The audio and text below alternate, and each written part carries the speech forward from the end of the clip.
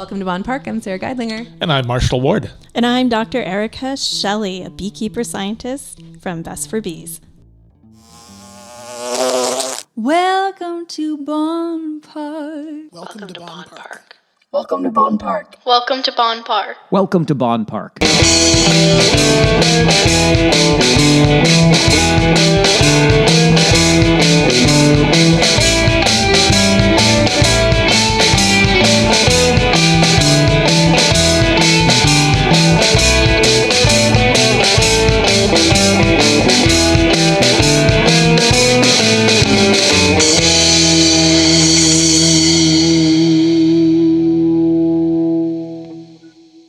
Can you do us a favor? Can you please leave us a 5-star review, like or subscribe to our show, and share with your friends? We'd also love it if you followed us on social media. We are a homegrown community project, and every bit helps. On with the show. This is it. Dr. Erica Shelley, thank you so much for joining us. Thank you for having me. We are super excited to talk to you. This is a topic that Marshall and I are goo-goo gaga about. Bees. You are out there saving the world. You know, I have a company, Best for Bees. We've been in the Kitchener-Waterloo area for about 11 years now. We started out as just a small little, and I say we, it was really me at that point, just teaching about beekeeping to the community, trying to do healthier beekeeping with less chemicals inside hives. And then it just kind of snowballed into, the next thing was people are like, hey, can you take care of my hives or help me take care of the hives?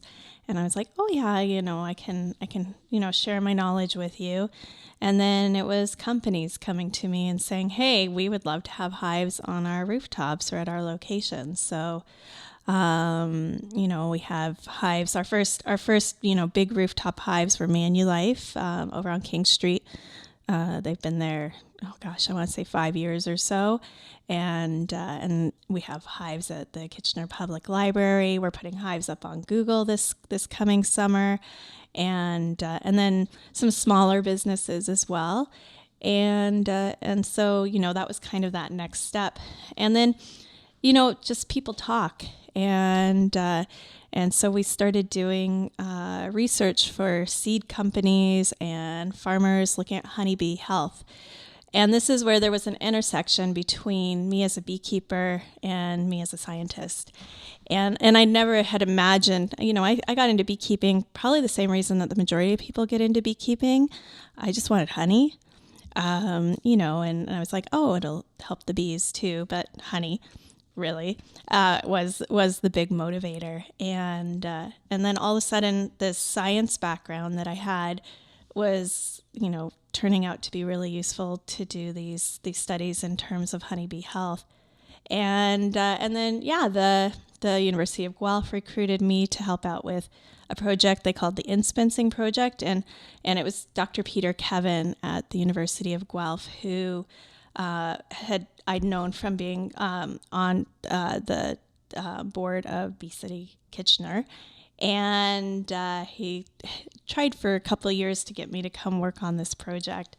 And I finally had some time, and I told him, hey, yeah, you know what, I can come do that if I get to work on this other special project you have going on in the lab.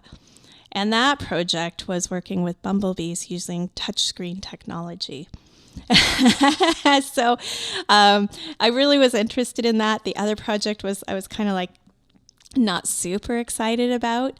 And then I wrote grants for that project, and that project is the one that's actually just blown up. And it's because we've invented an entirely new technology that is going to improve honeybee health and in turn native pollinators as well, because they all drink from the same cup. And so a lot of people say, oh, you're saving the wrong bees. And you're like, well, if you have one sick person at a party, they can get everybody sick, right? So you need to make sure that that one person who's sick isn't sick anymore, and then we can actually improve the health of again, these native pollinators. So, saving the bees is kind of, I know it's a big goal, but that's what Best for Bees is planning on doing. This is not the path that I thought when I asked you Okay, tell us about what you do. When we come to your house or your office or see you online, it's all bees. It's the bee socks, bee mug, bee painting, bee, be good is always with 2 E's, or be safe in your emails. It's all bees. So I just assumed you were just bees your whole life. And this is, you went and got that PhD and you were just going to keep running to save the world, one bee at a time, one hive at a time. But you fell into it from a hobby. And I think that's such a beautiful thing. Marshall and I find that the hobbies can sometimes be what you're actually supposed to do. Yeah. Yeah. You know what? I tell people that I feel like my life with bees has been like when you drive through the city and you hit every green light. Yep. That's what I feel like. At every turn, new doors open, and there is no other way for me to explain it as this is what I am supposed to be doing. Every time I need something it's I put it out into the world, or even things I don't even realize. It just comes to me. Like it's been easy. And I know sometimes people have to really struggle. Now I work 12-hour days, 7 days a week. So when I say easy, I mean that the obstacles have not been hard, other than the requirement of my time. But the serendipitous moments that happen with this have just been incredible.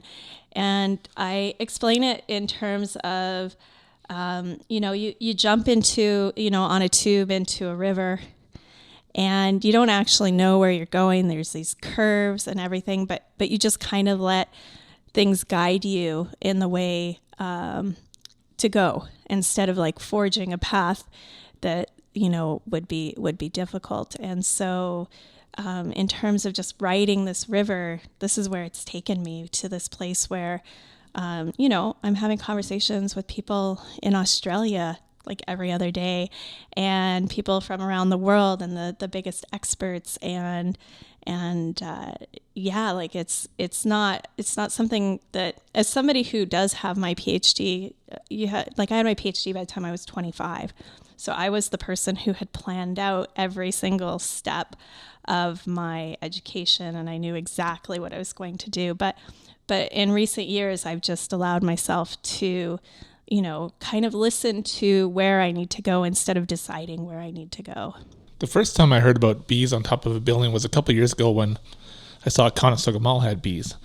But I don't think I ever understood why are the tops of buildings a good place for bees to be? What's the benefits to bees being on rooftops of buildings? Well, in these situations, a lot of times these companies, they want to educate their employees about, sort of the environment and ways that they can, improve their environment. So having the bees there opens up the discussion. Like at the Kitchener Public Library, people can see the bees, and it starts the conversation about why are bees important? What can we do to help the bees? And so forth. So having them on rooftops, that just happens to often be, in terms of these locations, what they have available for places to keep the bees. And oftentimes, like, for example, our Manulife hives, there's like these beautiful ponds down to below, and then there's just even on the side of highways, there's so much forage for bees. Like, it's just these great spaces for the bees to go. Over by Google, they've actually got the train tracks there, so you've got these huge areas for foraging for the bees as well. So it's not necessarily always just that the rooftop is, great. It's that outreach education component of it, and also, access to lots of food for the bees. I imagine, I'm not sure what bees' predators are, but I imagine they're pretty safe up there too. Oh, Erica knows. She knows the list of predators. Do you want to hear them? Well, so in general, wasps at the end of in the fall, wasps get where they actually want a lot of sugar before they just don't have any food sources. Wasps feed off of I want to say larvae that produces sugar for them for the year, but then the queen, she quits laying the larvae, so they lose their food source within the wasp's nest, and so they start raiding other sugar sources, and we all know about that, right? In our backyards, they start coming after our food, and they're looking both for sugar and protein, and beehives are amazing, for they can just go in and have themselves a little buffet of sugar and the larvae, the baby bees that are inside the hive. In terms of other predators, we get skunks. They'll knock on the hives, and then the bees come out to check what's going on, and then they'll eat the bees. So skunks can be problematic. Up north, bears just tear the entire hives apart. So they're, kind of some other predators. But bees' biggest danger actually is super teeny tiny things. So there's a pest called the varroa mite, and it sucks on the fat of the bees during development, and it transmits all sorts of diseases that will impact the health of the hive. So, for example, one of the diseases is deformed wing virus, where if the bee gets it, it can't fly. Like, it just has like this exoskeleton of wing, but nothing in between that would allow it to fly, or it's all shriveled up, that kind of thing. So the predators, the dangers, it's not really a predator, it's parasites, but those are actually the biggest threat to honeybees, at least in actually most of the world, except Australia, which doesn't have to struggle with the varroa mite. But yeah. So, Erica, tell us about the product that you've made here and what it has to do with protecting, bees and bee health. Yeah, so my product we named Protect-A-Bee. We've actually used our community here to come up with names and colors and slogans and everything. So it's been a real community building product, which has been great because like the entire community is behind what we've been doing. So Protect-A-Bee was one of the names that was given, and actually everybody kind of voted, and that was the name we went with Protect-A-Bee. And Protect-A-Bee originally was developed for a technology that we call bee vectoring. And bee vectoring is very, very simple. It's basically if a bee walks through a powder, that powder sticks to them, much like pollen. And then as they visit, wherever they visit, they leave bits of that powder behind. So bee vectoring is used already in terms of treating crops for different pests and diseases. So strawberries and blueberries, they have molds that grow on them. They have different pests that they have to deal with. And so bees walk through a powder that contains a fungus. And this fungus, when they walk through it, then they go and they visit the flowers of for example, the strawberries, and they leave bits of the fungus behind. And that fungus, actually, it's already in the soil. So we're not bringing anything in that wouldn't already be present. And the fungus will actually grow on the flower and keep other fungus, molds, and pests away. So it just occupies the space. And so that bee vectoring technology that was going out to crops, Peter Kevin at the University of Guelph, he actually invented it 30 years ago. So he came up with the idea about 10 years ago. Bee vectoring technologies, that's in Mississauga, adapted his technology, and now it's out there in the world for delivering this fungus to crops. Peter was like, well, if I can do it out to crops, why can't we do it into a beehive, right? And maybe this fungus can do the same thing. It can grow on these varroa mites that we were talking about. And there's other pests, beetles, and that kind of thing that are also problematic inside of a hive. And so, that was his idea. And he brought me in and he said, here's a thing we have. And it was this big tray you had to lift up the whole hive and put under. It had all these little ramps, and And I've seen you lifting hives. It's not an easy job. This is hard work. Oh, a hive, like if you were lifting, it's 100 pounds, Yeah. right? Like you do it in pieces in the different stacks. Yeah, but the bottom part is 100 pounds Wow. at the end of summer. So if you were like taking this thing in and out, and not only that, it opened up the opening even more. So wasps and stuff could get in a little bit more easily. And we had a 2-year grant based on using this ramp prototype. And we did our first experiments, me and I had a couple of research assistants, and we were just like, this is not going to work. And I will admit, like I was ready to cry at that point, because I was like, how am I going to do these experiments over 2 years if the bees aren't even doing what they're supposed to be doing? Mm-hmm. And that's where we say, the necessity is the mother of invention. Mm-hmm. So I had to like come up with something. I like reached out to, little Facebook groups of beekeeping and told them some of the things. And, people kind of threw all different sorts of ideas at me. And we were already using kind of a funnel idea with another project that we were doing in the lab for vectoring out to crops. So all this kind of was in my subconscious. And then, of course, one night I wake up, which is like every inventor, I guess. when the brain has a chance to rest and these ideas come to the surface. And it's just because of what I did. I bolted straight up in bed and I was like, cones. If I use cones, I can direct the traffic in and out, and they won't be able to carry the powders out. And so, yeah, that was how that was born.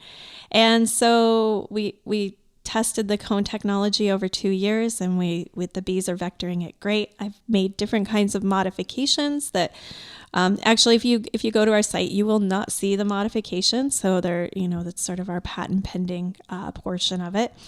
And then we had beta testing by beekeepers. So originally all we were going to do was protect these bees from, and I shouldn't say all, like this varroa mite, and then there's actually bacteria, American foulbrood, like all these normal things that are these teeny tiny predators. But when we had the beekeepers test our product, they said the skunks aren't bugging my hives anymore with that on there. And they're like, and the other ones were like, I was having all these wasp issues, but the wasps aren't actually able to get in there either. They're colored red, and wasps can't see the color red, right? And it also moves away from the food source, so that the smell's not as strong.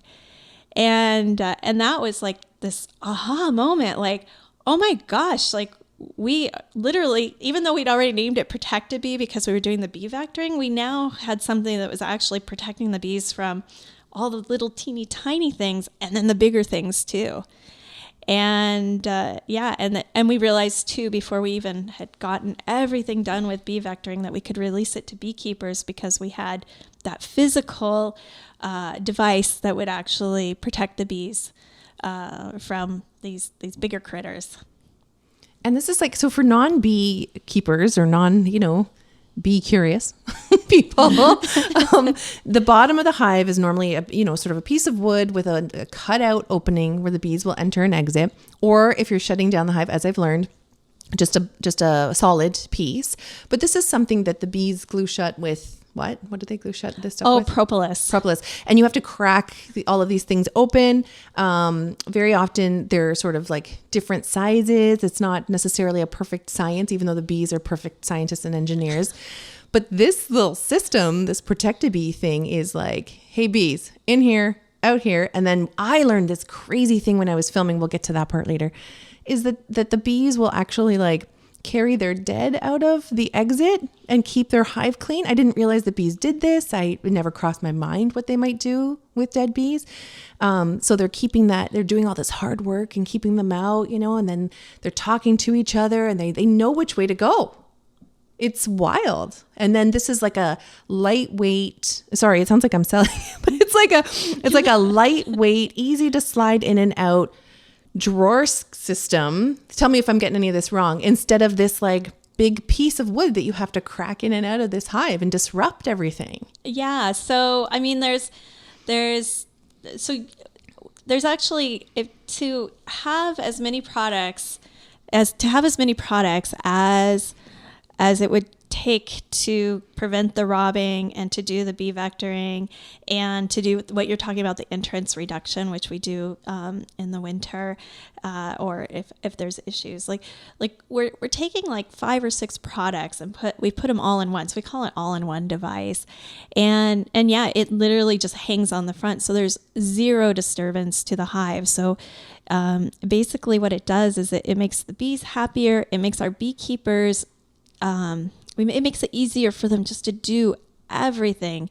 And as we get into this bee vectoring portion, we have a lot of people that become beekeepers, but they don't understand that when they're lifting, kind of heavy, a honey box is 60 pounds once it's full, 100 pounds for those brood boxes. If they're full of honey, they're not usually quite that heavy.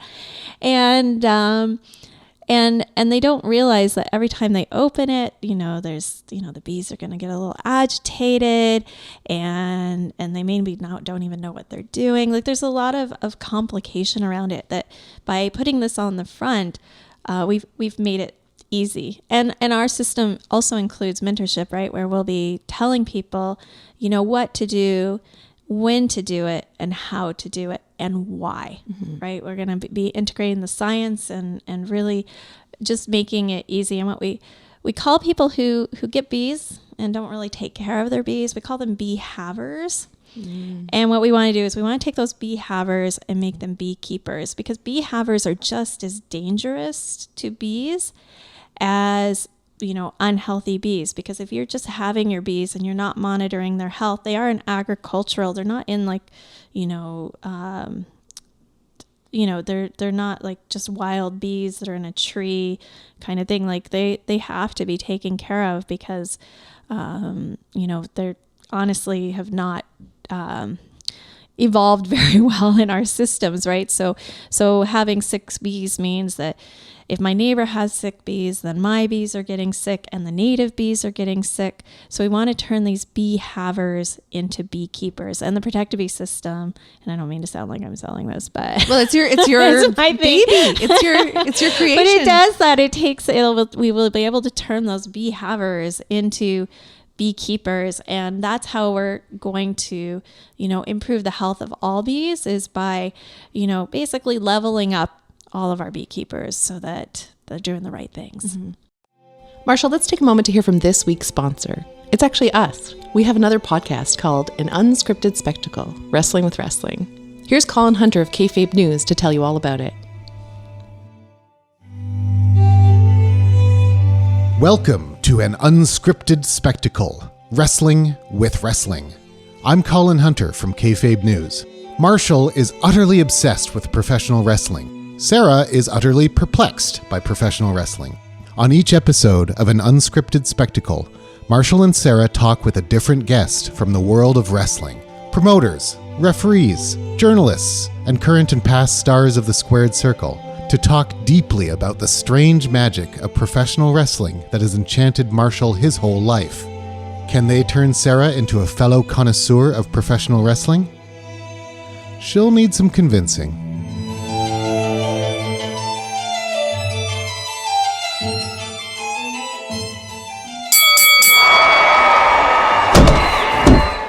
I find out who Jimmy Corderas is. Who the heck are you? Oh, well, that's a good question. For those who don't know, I spent the better part of over 2 decades working in WWF/WWE, mostly as a referee inside the ring. I have the honor of meeting the magnificent LuFisto. I heard that you were described as the first lady of hardcore. I've just recently found out what hardcore is. Yeah, thanks to Madman Pondo.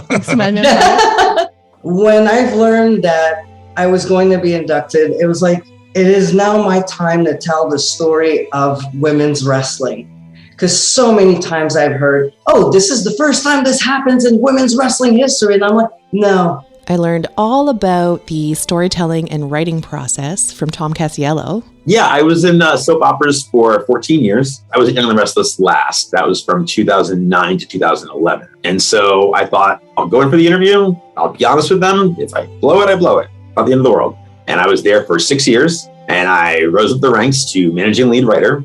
And it was the most insane time period of my entire life. I got a new skincare regime from RJ City. checking out your hair, and I wish that mine looked like yours. You have beautiful locks. Thank you. The secret, this isn't a plug, it feels like an endorsement, is What? aloe vera. I have it here. I put it on my skin. I put it in my hair. I use the gel. I put a couple drops of peppermint in. I have a plant right there on my Good. fridge. Cut it open, squeeze it out, and put it, honestly, wherever you want. It's good for you. I find out that Colt Cabana is just famous enough that he can still buy groceries. And Tyson Kidd tells me all about the people's elbow. Who knew? Basically comes to a complete stop, then brings his leg over the guy like he's going to do a leg drop. But the leg like keeps circling past the guy, and then he drops an elbow on the guy. Oh, and the elbow represents like all the people of the fans? That's Like he's been voted that, he's going to drop this elbow?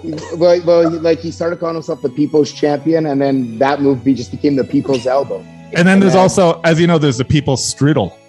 Yeah. I mean, there's the people's eyebrow. There's a lot of the people. Got a lot of people. So check out an unscripted spectacle, Wrestling with Wrestling, available anywhere you get your podcasts. And now back to the show. So I want to go way back. I do this on every show, don't I, Marshall? Yep. I just feel like going back and connecting all the dots. But I want to go way back and talk about earlier when you were talking about green lights and serendipity in your life. And I briefly mentioned filming. We met so strangely. You put a call out on Facebook, which I'm never on. I was sitting right here on a beautiful sunny day, late in the fall. It was a strangely warm day. Yeah. And I was struggling on focusing on the work at hand, and somebody put out this call and for a photographer. You needed a photographer or filmer that day, and someone tagged me in it. And I don't answer those ever. There's so many of those that float around, and it's usually like, it'd be good for your exposure. Like there's no payment offered or anything. But I trusted the person that tagged me, and I thought, I'm going to reach out and see. And we talked very quickly, and within hours I was at your house filming. And we had a great time, and you left me alone with the bees. You gave me the hat with the net, had an awesome time filming. You were a little secretive about the product that was going out there because it hadn't been launched yet and everything. And then, weeks later, we realized we share a Meals on Wheels route. Bizarre. I just changed my route this year. You just changed your route this year. And we alternate every week. Like we share a route. It's bizarre. And it happened because a client mentioned, I thought you were so-and-so. And I was like, so-and-so who? I just met this person. So strange. So very strange. And the next time that you needed me, same thing. I happened to be free that day, happened to be able to come and meet you. And then that same day, I was supposed to go and make a business decision and deposit that was going to cost me and Marshall some money. And you were like, I just did that myself. I'll tell you how. And I was like, what? It's like every little step along the way has been unlike any other really connection that I've had with this type of work. But I'm very proud to be part of the project and to have been able to lend some filming and get to know you better, because I've learned so much about what happens. And even just when I've seen you handle hives, like I've seen, I don't know, maybe I'm paying more attention now too, but I've seen some videos where people are, getting in there to harvest their honey, or they're doing some work, and they're really manhandling these things and throwing them around. And I have seen you delicately take one little bee and say, come on, honey, we're going back in, like I've seen you and how you treat these bees, and it is different than what I personally have witnessed out in the rest of the world. You have this real passion for it. So I guess all of this to say, just like you were talking about these green lights since you switched over to bees and this serendipitous, path that you've had, what were you going to do with this PhD previous to bees? You said you planned out all your education and this was going to be your path, and then bees just kind of happened to you. Yes. So first of all, I want to go back to you coming out during those calls. So, we were done, by the end of September, mid-October, the bees don't fly anymore, right? It starts getting too cold, the bees don't fly. And we realized that we were going to go to market, and we had no footage. Like for 2 years, we had all this cool stuff, but not, my research assistants, me, we just weren't people who filmed a whole lot of things. So we were kind of stuck that we didn't have this footage going into this next place. And then we were gifted, really gifted, just this crazy warm one day One day. It was really one day. And it was so warm and so beautiful. And just the fact that I was like, oh my gosh, I need to film. And I actually reached out to a couple of people that I had known had done some filming, and they weren't available. And yeah, just the fact that I put it out there, and you were at my house in like half an hour, and you were so joyful. I was really happy to be out of the house and doing something interesting. You just sat out there. Because I was working, I had work to do, and I kept looking, and you were still out there.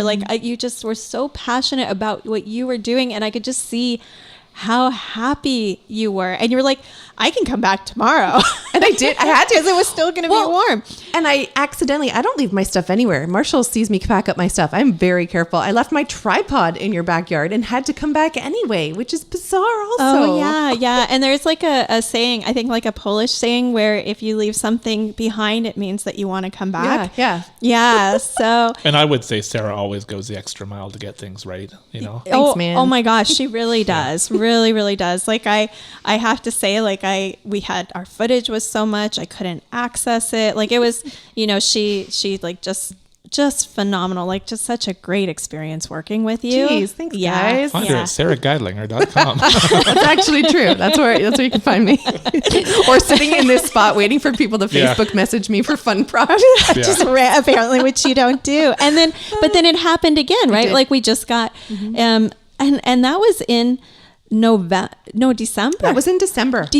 Yeah. And I still didn't have we wanted some footage with this actor beekeeper, and we were going to fly down to the States, and then we had the resurgence of COVID, and I was like, I can't fly an entire film crew down to the States.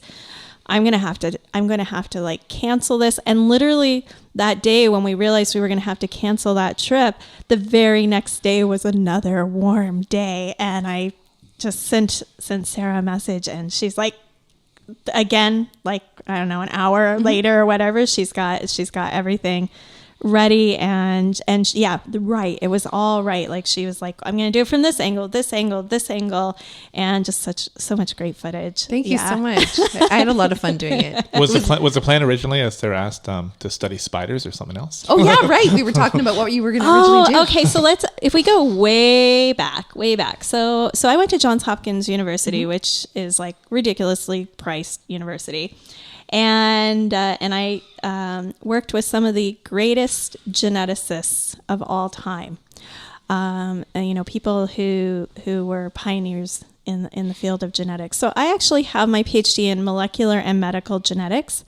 I studied cancer. I did cancer research on DNA repair, and the organism that I actually studied in was yeast, Saccharomyces cerevisiae, which is a fungi. So you can see how this all kind of came together. So I was a fungus expert, and I'm now working with fungi. So who would have known that what I chose to do for my graduate project would have come to this? But I had my first kid right at the end of graduate school, very planned. So no accidents. I would say all of my kids were planned. Everything's been like planned. There are no accidents. And so like talking about myself meandering on a river is like a whole new thing. But I had my first son, and I was working in a lab with a postdoc who had homeschooled his kids. So I actually homeschooled my kids for about 20 years. So that's what I was doing, and in the meantime, I was a doula for 13 years. Like I had worked for an outdoor climbing company. I taught at the University of Waterloo, at the University of Toronto, at Conestoga College. Like I just basically picked up all sorts of different neat, fun jobs to supplement my income while I homeschooled my kids. And yeah, so I hadn't focused as much on the research.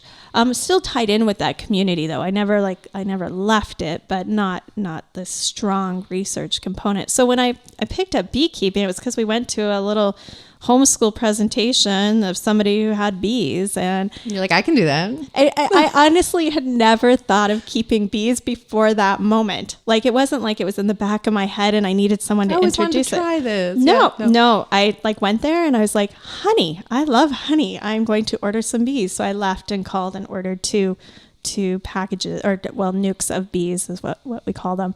So yeah, that was, not at all planned. And so when you talk about, what was my background, I was a geneticist, and yeah, so this was, this is no entomology, yeah. So, now I've been studying these little critters for 11 years very closely, and that's become my passion, but that was not at all the path that I started along. Wow. Yeah. And what's funny is that's how we should end the podcast. They're not going, so? Wow. But right? Yeah. I told you this one would be fun. Yeah. And now you get to do this beautiful job that is not only really saving the world, if you think about it, right? Saving the world, but it's time outdoors, and it's time creating, and I know it's a lot of like probably grant writing and research and all that kind of stuff. And you did say that you work these 12-hour days, 7 days a week, but hand in hand with the green light theory that we were talking about, don't you find that the harder that you work, the more luck that you have? Because you're prepared, you're ready, and things do fall into place. Yeah, absolutely. Like, I think a lot of that, is I cannot stress enough about those community connections. And when I talk about green lights, a lot of those green lights are because I've built connections over all the previous years. Mm-hmm. And people know how passionate I am about the bees, and that while this is a business venture, they know where I'm coming from, and in my heart, that I really do want to save the bees, and who can't get behind that, right? Like one in, there's this quote which might be slightly off, but that 1 in 3 bites we can thank a bee for, and so food security, and it's not just about honey, right? There's so much more to saving the bees, because saving the bees is going to help us. Right. If the bees all died, we're not dying. Like, there's some quote about that. That's not the case. But our food choices would be a lot more boring and more expensive. In Japan, they hand pollinate apples. So, so it has to deal, all those green lights, I think, are built on foundations also that I've built up over the years within our community.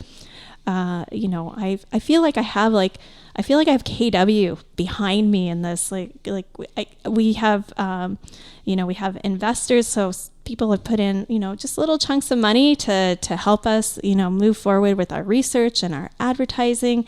And it's because those people believe in me and what I believe in. And it's just been an incredible experience. So yeah, all the green lights, are they just happening? No, they're because, there's a lot of work that's happened in connecting with people, and, working hard and knowing my stuff, right?